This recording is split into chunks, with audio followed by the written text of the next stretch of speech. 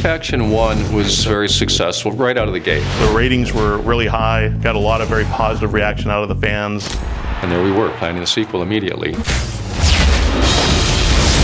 In Red Faction 1, our standard enemies were humans and these mutant creatures that you had to fight. In Red Faction 2, you had humans again and these nano-zombies. In Red Faction Guerrilla, we just stuck with the humans, but gave them some pretty nasty weapons and vehicles that you had to try to deal with. We really started to build up this sci-fi franchise. We've taken this and we've actually wrote Red Faction Armageddon. I didn't expect to see you again. It's a new story in the Mason lineage, but also we're kicking back to some of the old Red Factions as well.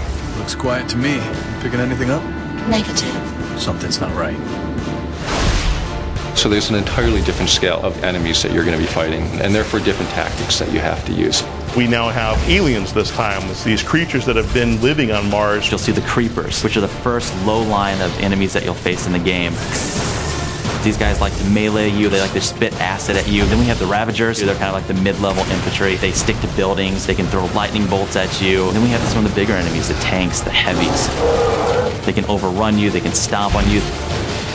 Beyond that, it's just destructive weapons, destructive environments, new ways of approaching battles with enemies.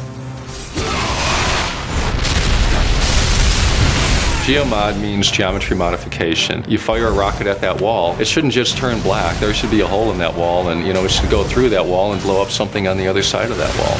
Our prime weapon, our signature weapon, is definitely the magnet gun. The magnet gun in Red Faction Armageddon is this amazing piece of weaponry where the player fires out an attractor, and then you fire out the second part, which is propelled towards whatever you put the attractor on.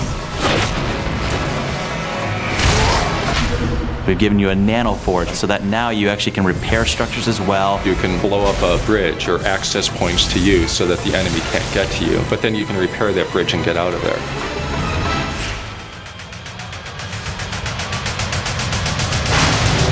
We've had a lot of fun being able to come up with some of these types of weapons that are really maximizing destruction. I think at the core of it, it is a game, it's entertainment, and it's got to be fun.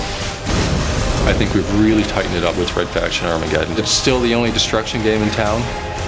We give a lot for fanboys, but we also want to cater this, so if you're new to the Red Faction universe, you can jump in and see what you've been missing all these years.